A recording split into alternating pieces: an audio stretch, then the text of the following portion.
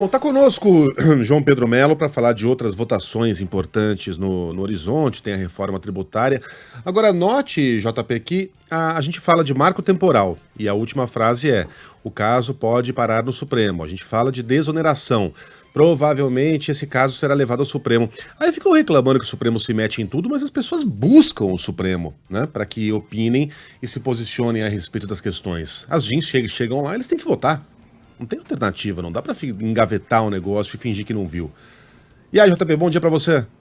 É isso, Megali, bom dia a você, bom dia a todos que estão nos acompanhando, né? A gente tá de olho a respeito dessa questão do Supremo Tribunal Federal, sempre sendo provocado, de fato, por questões relacionadas ao parlamento, e muitas vezes o parlamento, como você disse, acaba reclamando de questões aí que são levadas ao Supremo Tribunal Federal. E essa questão que a gente vai tratar agora não é muito diferente, que é a reforma tributária. A expectativa é de que ela seja analisada nessa sexta-feira, só que já tem gente falando a respeito de judicializar esse tema, ou seja, levar esse tema ao Supremo Tribunal Federal. Bom, o presidente da Câmara dos Deputados, Arthur Lira, disse que esse texto vai ser votado no dia de hoje, depois de muita conversa, tanto com o presidente do Congresso Nacional, o senador Rodrigo Pacheco, assim como também com líderes partidários e, obviamente, com o relator dessa matéria na Câmara, que é o deputado Aguinaldo Ribeiro, e essa análise, ela está marcada para logo mais às 9 horas da manhã. Só que tem um detalhezinho, ela não será presencial, pode ser feita de maneira híbrida, ou seja, os parlamentares nas bases eleitorais e outros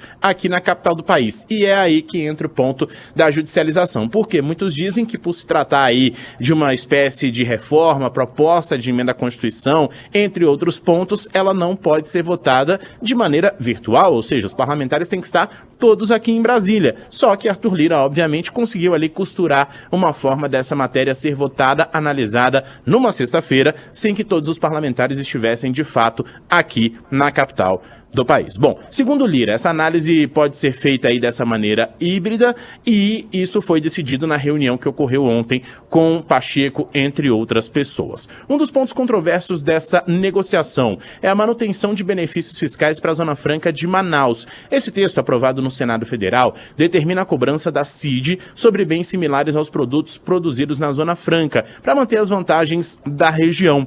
A ideia é de fatiar o texto, que a gente vinha falando já há algum tempo, essa foi completamente descartada, viu? Agora o plano de Lira e do relator dessa matéria na Câmara, o deputado Aguinaldo Ribeiro, é suprimir textos que não sejam de consenso. E esse ponto tem aval de Pacheco, do presidente do Congresso Nacional, Rodrigo Pacheco, que é quem vai ser o responsável por promulgar essas PECs. Por se tratar, então, de uma proposta de emenda à Constituição, esse texto precisa ser um consenso entre as duas casas. Passou pelo Senado, teve mudanças, por isso está sendo analisado de novo na Câmara dos Deputados. Bom, um dos trechos que Aguinaldo defende, por exemplo, é aquele que cria a cesta básica estendida. Ele quer que isso seja suprimido, ou seja, retirado do texto. Para ele é importante adotar o cashback, que seria o quê? Uma forma de devolução dos impostos da energia elétrica e também do gás. Ao longo dessa semana, Lira disse que reformas estruturantes precisam ser feitas, né? E exatamente para manter a contenção das despesas. Esse texto aprovado no Senado tem modificações em relação ao texto que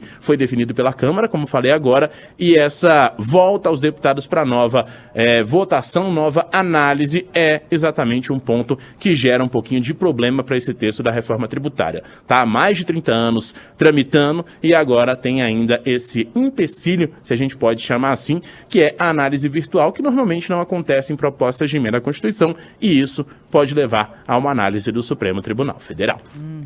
Tá bom, JP, obrigada pelas suas informações. Estava aqui falando com o Megali, o pessoal em Brasília não pode nem desacelerar nessa época, não tem nem essa chance, pelo contrário, precisa ficar a postos, atento, com sessões estendidas até tarde da noite. Uma crueldade.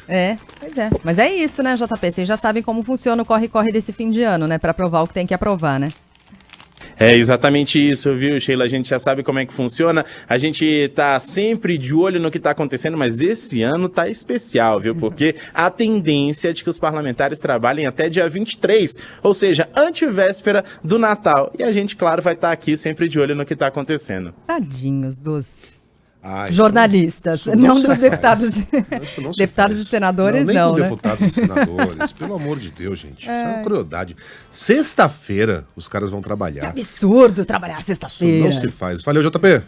Valeu, pessoal, um abração. Valeu, um abraço, até.